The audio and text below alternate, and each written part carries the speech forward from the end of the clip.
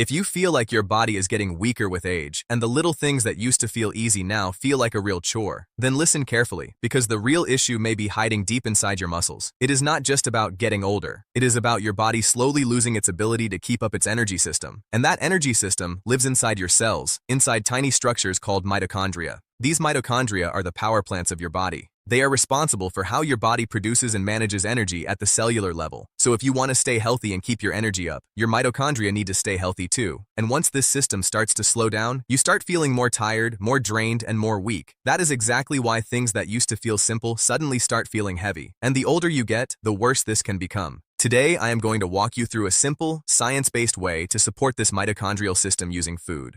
Mitochondria are responsible for how your body maintains energy at the cellular level, and they are tightly linked to your muscles. As we age, muscle mass goes down, strength drops, and endurance falls off too. In extreme cases, that condition is called sarcopenia. But sarcopenia is not only about muscle loss. It also reflects a deeper breakdown in the way your body manages energy overall. Your mitochondria live inside your muscle cells, and they create something called ATP, or adenosine triphosphate. ATP is the fuel that powers muscle contraction. Every movement you make, every step you take, every time you lift, push, stand, walk, or even just keep your body upright. In fact, life itself depends on ATP. This is where the real story begins.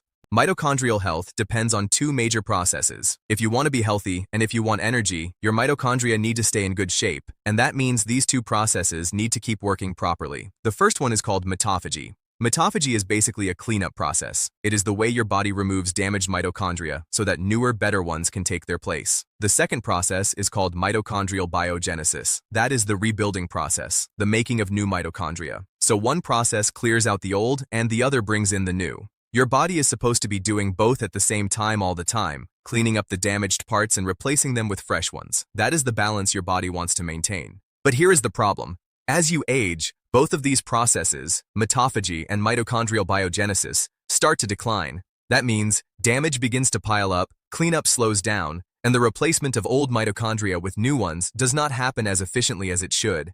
And what happens when that balance falls apart? Your energy drops. You get fewer fresh mitochondria. Cellular stress rises. Muscle function declines. Your muscles become less responsive. And before long, you are feeling more tired, more sluggish, and more weak. That is why things that once felt easy start to feel difficult. And yes, it gets even worse as you get older, because even when you do eat protein, and we know protein matters a lot for maintaining and building muscle as you age, the signal to rebuild is weaker. That is a real thing called anabolic resistance. In simple words, anabolic resistance means that even if you eat the right amount of protein and nutrition, your body does not respond as strongly as it used to. The build-up signal becomes weaker, the repair signal becomes slower, and that is one of the clear signs of aging. A lot of people do not understand how this really works inside the body, but if you want to understand how your body protects itself and how food can influence that protection, make sure you stay connected with this kind of information, because this is exactly the kind of thing that matters if you want to age with strength, not just age with time. Now the big question is this: can you influence this system? Can you actually support it? And the answer is yes, absolutely, but not with just one magic fix. There are three big things that matter if you want better mitochondria, better energy, and a better chance of fighting the effects of aging. The first thing is physical activity. You have to stay in motion. You have to exercise. The second thing is your metabolism. When metabolism is out of balance, the signals inside your body get dysregulated, and your mitochondria do not function as well as they should. And the third thing is what you eat, your diet. Today, I am focusing on food because that is something you can start paying attention to right away. Now, let me be clear about something. There is no single food that is going to magically fix your mitochondria. Biology does not work like that. So instead of asking, what is the one food I should eat? The better question is, what combination of foods or what approach to eating can help me get more energy at both the muscle level and the mitochondrial level? That is the practical question. And I want to make this very usable for you. You have probably heard people talk about a stack. A stack is basically a combination of different things working together. One thing supports another thing, and then another piece fits on top of that, kind of like bricks in a wall. Each brick may have a different role, but together they create something strong. That is the idea here. We are going to talk about a food stack, a combination of foods that support different parts of the mitochondrial and muscle system so you can actually improve strength and energy over time. I call it the 5-food stack. This stack supports muscle strength and mitochondrial health so that you can feel more energized. 2 of the foods give your body the building blocks, and 3 of them provide the signals your body needs for better energy, so you need both the blocks and the signals. Let us go through them one by one. The first food in the stack is chicken. Chicken gives you high-quality protein and something called leucine, which is an amino acid. Leucine acts like a signal that turns on muscle protein synthesis. In plain terms, that means it tells your muscles to make more protein so they can build and repair themselves. You need leucine in order to build muscle efficiently, and the target is about 2.5 to 3 grams per meal. And yes, chicken is one of the easiest ways to get that. How much chicken are we talking about? Roughly a palm-sized serving. That is about the right amount. Or you could have 2 boneless chicken thighs. The point is, you do not need a giant oversized chicken breast to make this work. A reasonable serving is enough to give you that leucine signal and support muscle maintenance. The second food in the stack is fish. Fish gives you protein and leucine just like chicken does, but fish offers something extra too. If you eat seafood, you also get omega-3 fatty acids. These are very important healthy fats that support mitochondrial health and help your mitochondria produce energy more efficiently. Fish also contains small amounts of creatine, which you probably already know is important for overall health and muscle strength. Creatine from fish can also help your mitochondria reload so they can generate a bit more energy. And how much fish do you need? Not very much. Again, about a palm-sized portion, or sometimes think of it as roughly the size of a deck of playing cards in thickness and portion. That is enough to get a meaningful benefit. The third part of the stack is green tea. So now we have chicken, fish, and green tea. Green tea contains a polyphenol called EGCG, which is a catechin. And what EGCG does in your body at the cellular level is it activates a pathway called AMPK.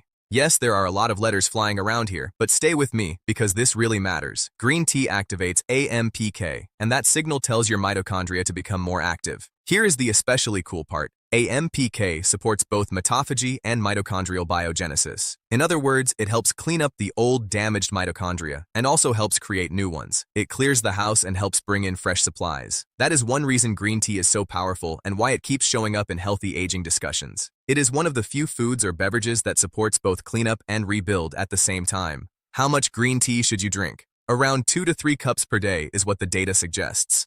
That is really not much at all. Most people can absolutely manage 2 or 3 mugs of green tea a day. The fourth food in the stack is pomegranate. Pomegranates contain polyphenols called ellagitannins. These are the compounds you get from pomegranate seeds and also in a pure pomegranate juice. What do these ellagitannins do? They can be converted by your healthy gut bacteria into something called urolithin A. And urolithin A is fascinating because it is one of the natural factors that promotes mitophagy, the cleanup step. So when you eat pomegranate and get those ellagitannins, your gut bacteria can convert them into urolithin A, and that supports the removal of damaged mitochondria. That cleanup phase is extremely important. You always want to move the old stuff out so new, better stuff can take its place. Think of it like cleaning out your fridge. You take out the old food so you can put fresh food in. That is how your body likes to work too. How much pomegranate do you need? A half cup to 1 cup of pomegranate seeds a day is enough, or about 8 ounces, 1 cup of pure unsweetened juice. That is very doable. And how often should you have it? 3 to 5 times per week is enough. You do not have to eat it every single day to get benefits. But there is an important point here that you should not miss. Even though pomegranate can support the urolithin A pathway, the amount of urolithin A your body actually makes can vary a lot from person to person. Even if you regularly eat ellagitannins, it depends heavily on your gut microbiome, your healthy gut bacteria, and how well those bacteria convert ellagitannins into urolithin A. In some people, that conversion is not very efficient at all, so the effect is not always consistent. That is why, from a clinical point of view, consistency matters so much, because when you are trying to support the cellular process of removing damaged mitochondria, you want a reliable signal over time. This is where targeted approaches have been studied. There is a clinically researched form of urolithin A called Mitopure, spelled Mitopure. It was developed by Timeline. Mitopure gives your body a precise and consistent dose of urolithin A. That means you do not have to depend on whether your microbiome converts the ellagitannins efficiently, and you do not have to depend on getting a larger amount of tannins from food every time. It takes away a lot of the variability and replaces it with a controlled dose. In human studies, Mitopure has been shown to support mitochondrial renewal, which is exactly the kind of result you want. It can improve mitochondrial health in as little as 30 days. So this is not something that happens overnight. It takes consistency over the course of about a month, and that is when the mitochondrial health starts to improve. And once your mitochondria improve, that can lead to better muscle strength over time. One clinical study found that muscle strength increased by up to 12% after 16 weeks of Mitopure use. And by the way, that was with no changes in exercise. So instead of replacing your food, you can think of this kind of urolithin supplement as a way to reinforce the same pathway that pomegranate and L-glutathione support, but in a more direct and efficient way. For those who want a more direct approach to supporting the urolithin A mitophagy process, a 30-day supply of Mitopure is available starting at $99, and there is also a 20% off option through the link mentioned below. The fifth and final food in the stack is dark chocolate. Dark chocolate contains flavanols called proanthocyanidins, and these are very interesting because they increase your body's production of nitric oxide, not nitrous oxide, which is laughing gas. Nitric oxide is a very important signaling molecule in the body, and the nitric oxide produced by proanthocyanidins, which are found in dark chocolate, activates a pathway called PGC1A. More letters again, but this one matters too. PGC1A tells your mitochondria to undergo biogenesis, meaning it helps create more mitochondria. More mitochondria means more energy. New mitochondria means fresher energy. It is like replacing the batteries in a flashlight so the light shines brighter and longer. That is what this pathway is doing. If you want the right kind of chocolate, go for dark chocolate. The reason is simple. Dark chocolate contains more cacao, and cacao is where the proanthocyanidins come from. What percentage should you look for? Around 70 to 80% cacao or higher is a good target. You can have a few squares of dark chocolate every single day. It can be a little bitter for some people. So one thing I like to do is eat those squares with a cup of coffee. Chocolate plus coffee equals mocha, and honestly, who does not enjoy mocha? Now let us bring all of this together. Chicken and fish provide the raw material, the substrate for your muscles. Green tea activates a system that helps both muscle and mitochondria. Pomegranate helps clear away damaged mitochondria through mitophagy, and dark chocolate helps build new mitochondria. That is the stack I am talking about. And remember, this is not about eating the exact same 5 foods every single day without exception. It is about understanding what your body needs and repeating that pattern again and again over time. That repetition is what creates results. For protein, make sure you are getting enough of the leucine signal needed to stimulate muscle growth. And green tea and dark chocolate are things you can actually enjoy every day if you want to. I personally would keep a couple cups of green tea in the routine every day. Just sip it, no big deal. It is simple and practical. As for pomegranate, remember what I said, 3 to 5 times a week is enough. You do not have to be overly strict about it. Just keep it available in your kitchen, keep it within reach, and you can add pomegranate juice several times a week without making your life complicated. Now, of course, the real question is this: when are you going to notice the results? Here is the answer. If you follow the stack or use Mitopure, within 2 to 4 weeks you may notice a difference in your energy and your recovery, especially your recovery speed. Then within 1 to 3 months, you are more likely to feel real changes in your strength. This is all about long-term, steady consistency. Over time, you may also see changes in body composition, including less visceral fat, and your metabolic markers may improve too. But remember, just eating food alone is not enough to do the whole job. That 5-food stack needs to be paired with physical activity. Physical activity tells your muscles what to do, and it helps coordinate that activity with the energy your mitochondria are producing. If you want to use this approach to get more energy and fight the fatigue that comes with aging, you need to measure whether it is working. So how do you measure it? Strength is one of the most direct ways. How much can you lift? How many repetitions can you do under the same conditions? What about function? How long can you sustain an effort? Think about something simple like opening a pickle jar. How long can you keep doing that with ease? Or think about walking. How fast can you walk? And for how long can you keep a steady pace? Your overall activity level is another way to see whether you are getting the results you want. There are also more objective ways to check. Body composition is one of them. You can measure how much muscle you have, how much fat you have, and even how much water you are carrying. This can be done using something like a DEXA scan. Or at home, you can use a device like a Hume pod, which is basically a smart scale with a handle. You hold it, and it measures your body composition and sends the data to your phone.